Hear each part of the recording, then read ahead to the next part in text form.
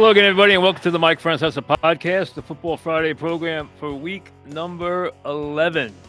As we head towards Thanksgiving, and already we are in the month of decision. And then once you get to Thanksgiving, the NFL goes into complete overdrive. That's it. Overdrive. The NFL basically just high octane day after day after day. It's in the news. It seems like there's a game every day. It seems like there's something going on every day. And then the next thing you know, you are heading towards the postseason. One more game. I believe this is the last one. I mean, who knows? Goodell might add one when we're not looking. But Madrid this week for Washington, which is just playing out the string, which I've alluded to you before, and Miami, which stunned the football world last week. A couple of weeks ago, a lot of the NFL insider types were telling you that there was a coaching change in Miami that day. Well, never happened, and now he turns around and just drubs the Bills, which nobody saw coming. I mean, let's be honest, okay? Miami's playing better, and they have some weapons. Washington is just playing out the string. They are built around that quarterback. Hey, it's a year after last year, they get a free year. That's all there is to it. They get a free year. Let the quarterback get healthy. Hope that the 3 injuries he had this year are as quota for the next couple of seasons. Get the receivers back healthy, get everybody back healthy, and make a run at the playoffs next year. I would think Miami has an edge here, but I don't know if you can get to the point now where you can count on Miami to play well. One thing is Ashawn. What a terrific player. What a terrific season he is having. One of the real underrated offensive figures in the league. Impossible to stop with his running game, with his blazing speed, with his ability out of the backfield. I mean, as a receiver, just an incredible talent. Really is.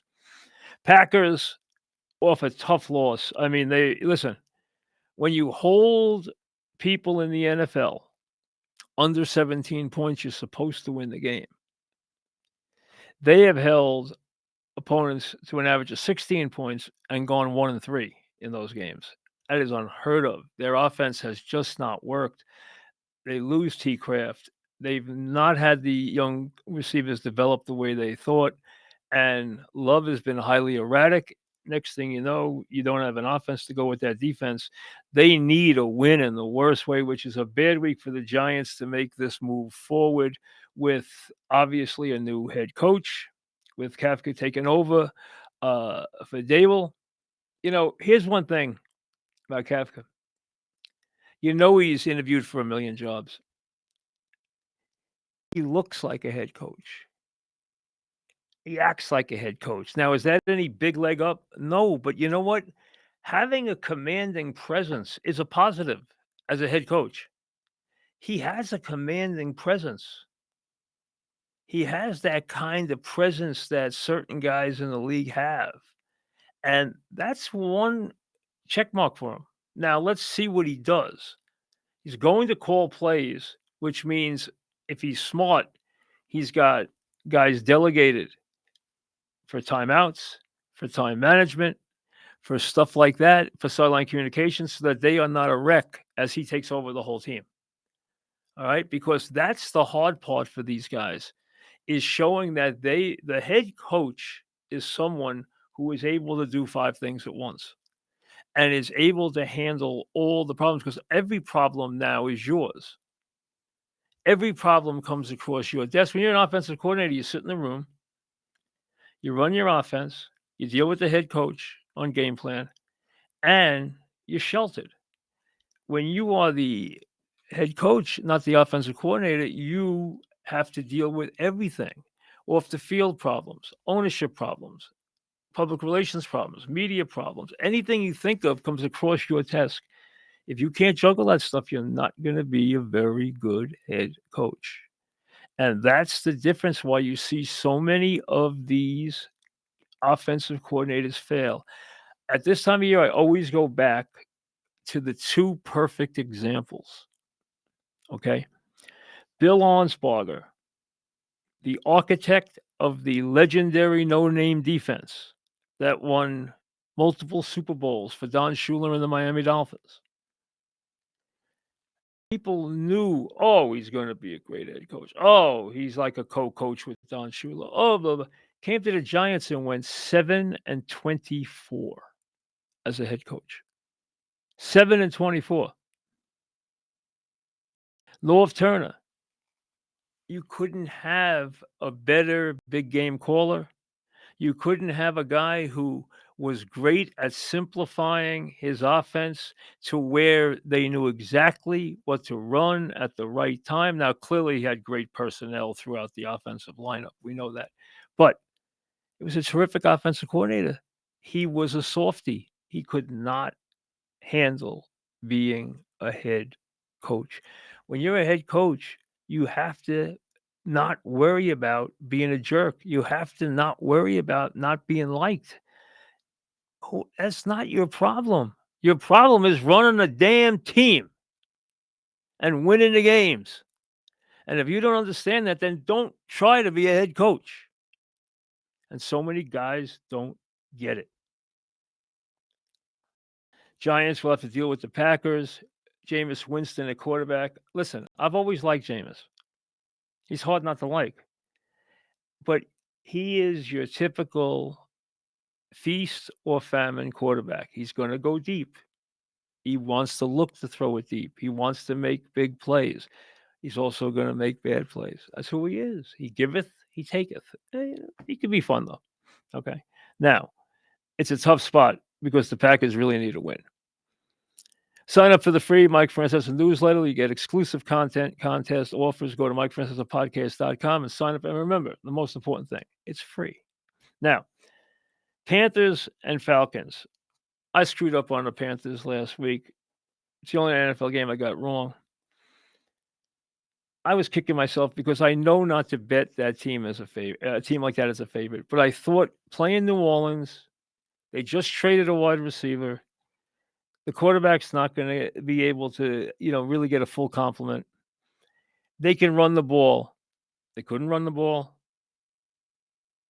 The young quarterback tears them apart, throws for 280 yards, throws big touchdown passes. They lay an egg, and now they're 5-5 going to play the Falcons, who are going to get, the head coach is going to get fired because they have too much talent and they've invented ways to lose games.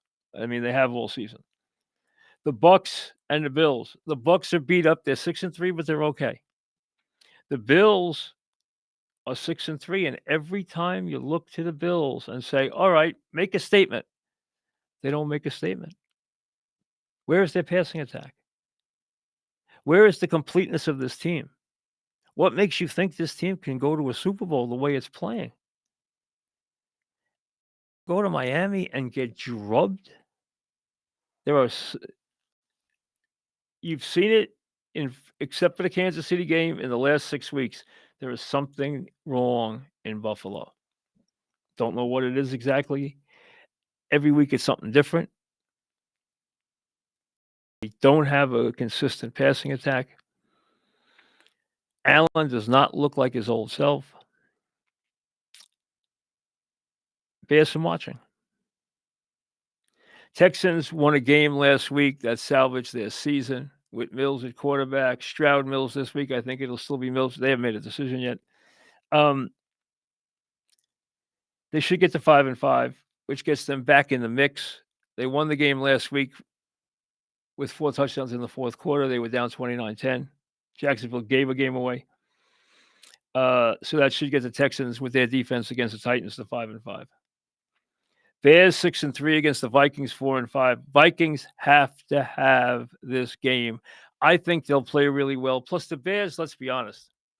Yes, they've pulled out some games late with some tremendous offensive plays by their quarterback. Their quarterback is fun. He's explosive. His arm, his legs.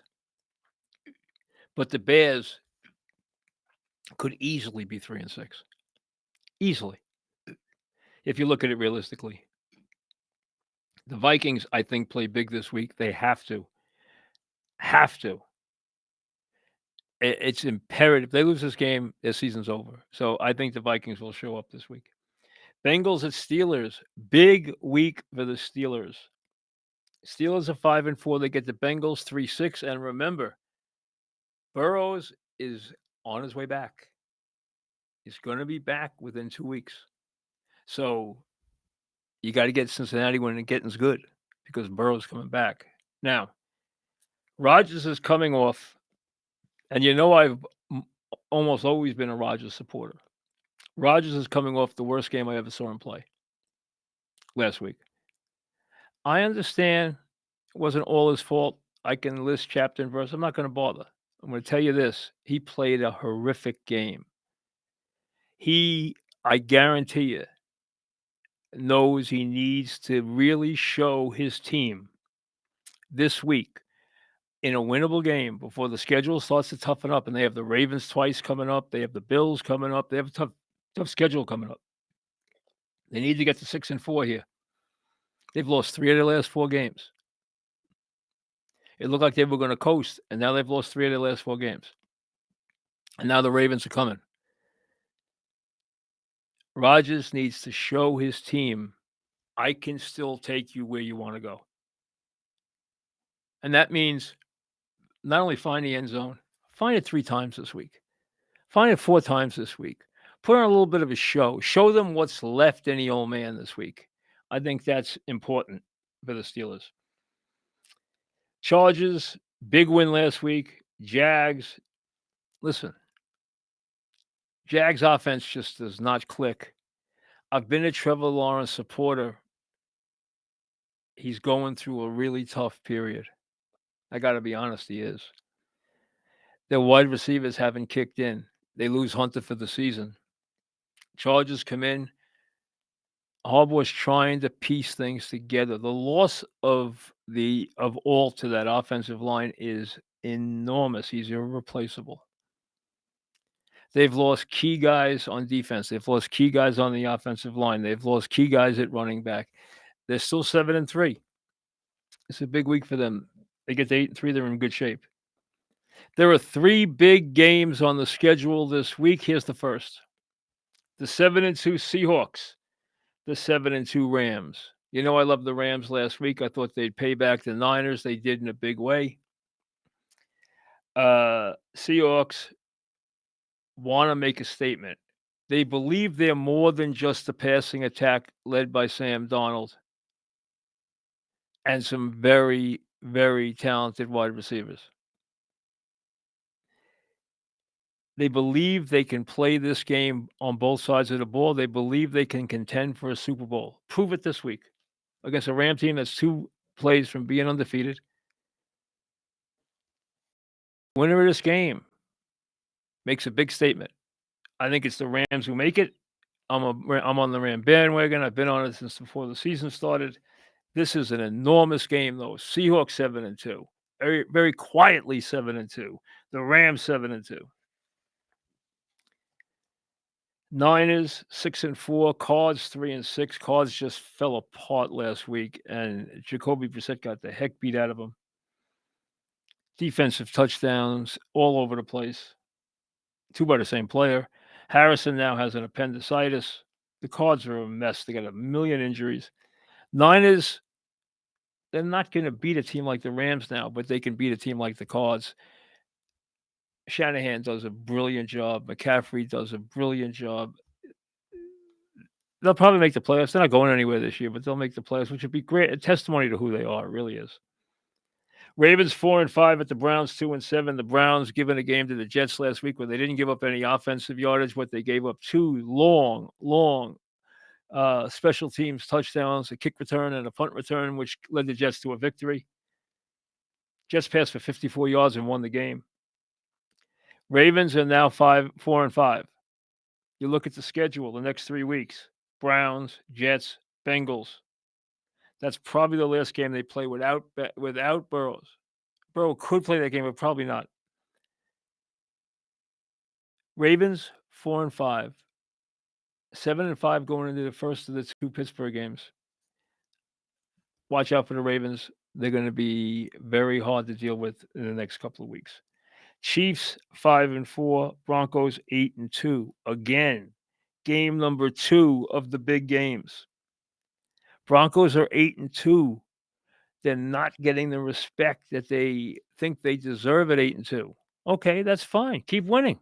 Shut up and keep winning. What are you worried about the respect? Just pile up the wins. The Chiefs have the respect of the whole world. Everyone thinks they're a leading Super Bowl contender except one thing, they're 5-4. They don't have a lot of margin for error. They're not 8-1 or 7-2 like they usually are. They're 5-4. Are they a tremendous 5-4 team? Yes. But they're 5-4, which means they have to win this game. Chiefs are good, we know that. They'll play tough here. Their defense will play tough here. And their schedule is not unbelievably easy the rest of the way. They have the Colts, they have the Texans, they have the Chargers, they have the Broncos again. That's not easy. Every game's winnable. Now, how many winnable games do they have? Well, they have the Cowboys, they have the Titans, they have the Raiders. So that gets them to 8. 2 more gets them into the playoffs. And in the playoffs, they can beat anybody, but they're going to have to do it on the road. Sunday night, Lions. Here's the third big game. Lions off their bounce back game against Washington at the Eagles, who won a squeaker last week against the Pack. 2 teams thinking Super Bowl, 2 teams thinking home field advantage, 2 teams knowing how big this game is in the bigger scheme of things. The winner takes a big step forward. If it's the Lions' 4th loss, they can start to forget home field. If not, they've brought the Eagles right back into the mix. Interesting game on a lot of levels. Monday night, hey, Cowboys, Raiders, sounds good. Cowboys, Raiders. When does Cowboys, Raiders not sound good? The Cowboys and Raiders have always brought visions of supremacy in the NFL. 2 of the big dynamic franchises. Not right now. Cowboys can't play D. Raiders can't do anything. Talent, yes. Talent all over the field. Dak, his wide receivers, Bowers, Genty for the Raiders. Disappointing seasons, offensive talent. Hey, maybe you watch because it's the Cowboys and the Raiders. Buys for the Colts and the Saints. The Saints won their second game last week. Their quarterback, Shuck, played very well, really well. Colts 8-2 off that overtime win. Did you notice last week? Let me brag on him for a minute. If you watch that game, the end of the game, have you ever seen a rookie utilized like Warren was in that game? 4th and 2 to keep the game alive. Jones flips the ball out. It's catchable, but it's not an easy catch. With a guy on him, he makes a great catch. He gets the first down. In overtime, he makes the big catch to break the game open and set up what will be the winning drive. And then where is he? Where is he as they're giving the ball to Taylor to get him to ram it home to end the game? He's the lead blocker in the backfield for Taylor on consecutive plays. A rookie tight end who does everything. Blocks, runs it from scrimmage, catches everything. Utilized in every possible way. There he is as the lead blocker for a running back on his way to a record season in the big plays down the stretch in the game. Tell me when you've ever seen a tight end, no less a rookie tight end, utilized that way. That's because Bowers is a great pass catcher. This guy is the most complete tight end I've seen come into the NFL, maybe ever. That's how good he is. As we said, big games. Seahawks and the Rams at 7-2. Lions and the Eagles on Sunday night. Chiefs 5-4. Can't go to 5-5 against the Broncos, who would go to 9-2. Can't do that. Now, nobody handles pressure better than the Chiefs. Nobody handles pressure better than Andy Reid and Mahomes and those guys.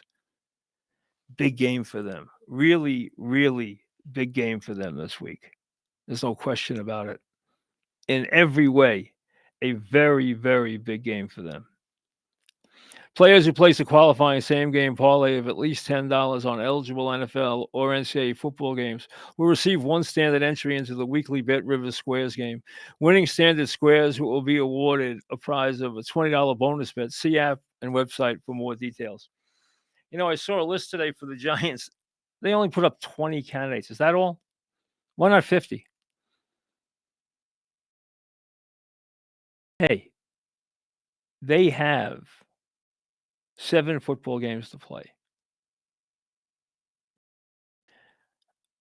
Hopefully, they hold Dart out of at least the first 3 and let him get healthy, and then he can play the last 4, and 3 of them are at home and put on a little bit of a show towards the holidays and give the fans something to feel good about.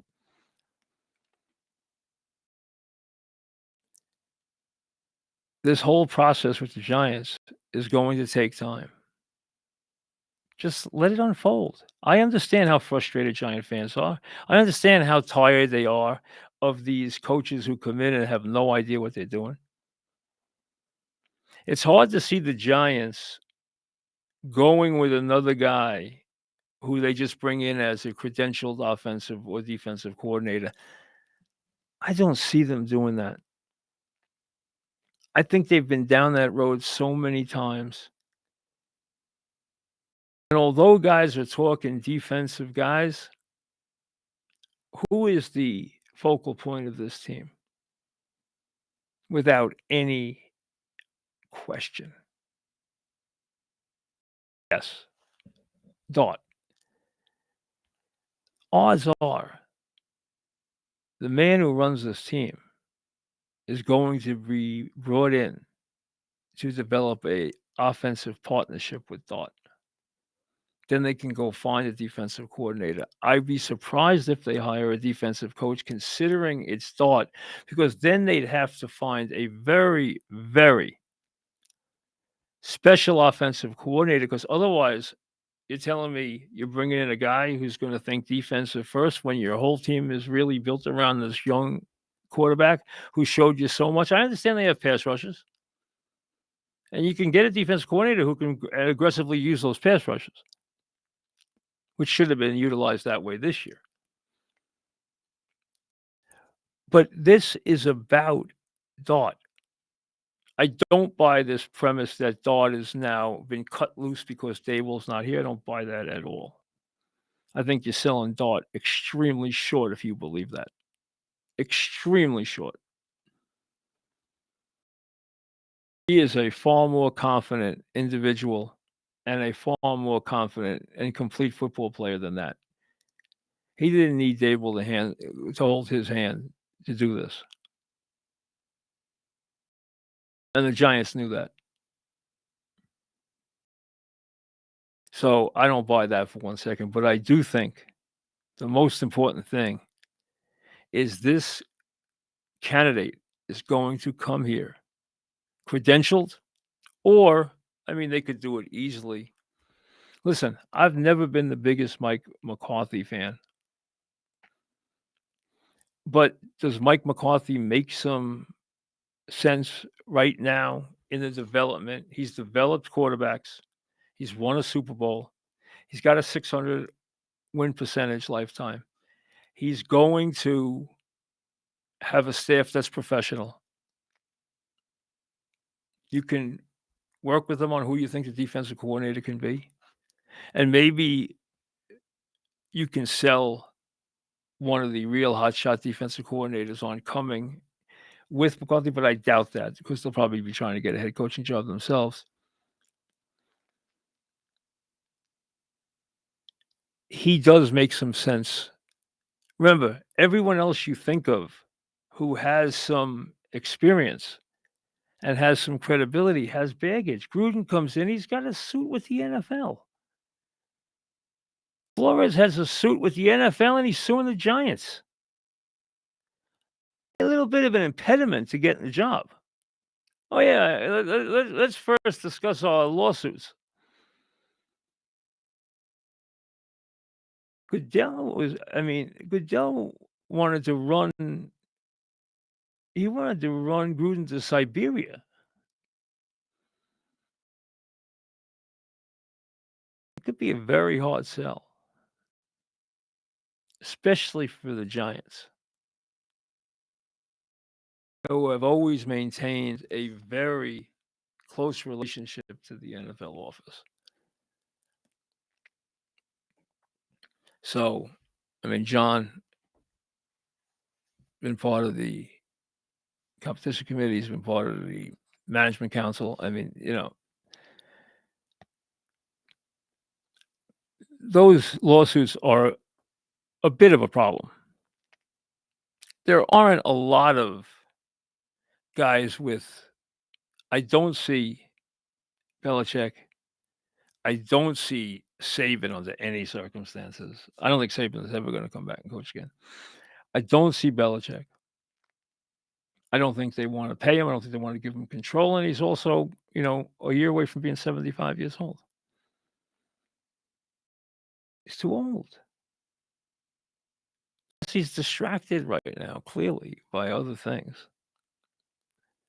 I don't see that happening. Plus, remember, Belichick, while he has a grand history with the Giants, has no history with the Tisches. None. They came in the year he left. He's never been in the organization with them. He's never worked for them. And that is a factor. So is the salary and control. All factors. So you're going to hear every name you could possibly ever think of.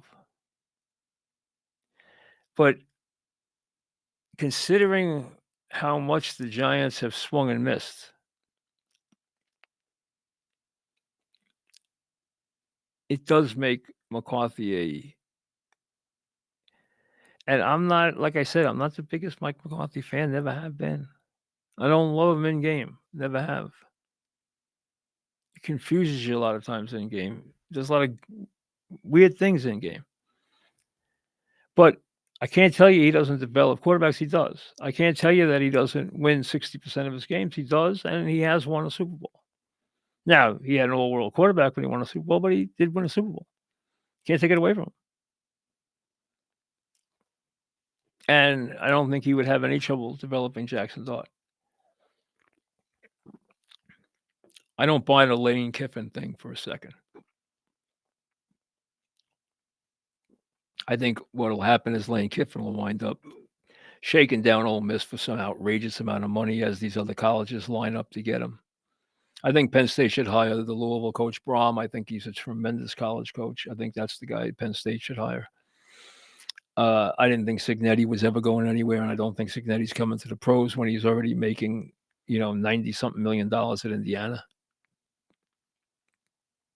Remember, this guy was just a James Madison a couple of years ago. Right now, he's riding pretty high. He doesn't need the Giants. He'd like to win a national championship and figure out some way, somehow, some way to beat Ohio State in the playoffs. If they're standing in front of him, which they probably will be at some point.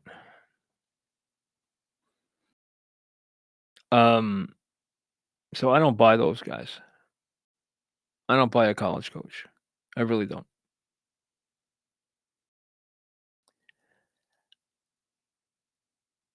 Don't buy. See, I think the feeling is that the Notre Dame coach is a leader of men, and he very well might be. He very well might be. And he might be a guy that really flourishes on the NFL level as a leader. But it's a roll of the dice. You have nothing to go on. Absolutely nothing for the NFL. I don't think it's a risk that the Giants can take. I think the Giants will be very low on risks this time, especially when they're dealing with the quarter. See, they have found the quarterback. They feel the jewel is there.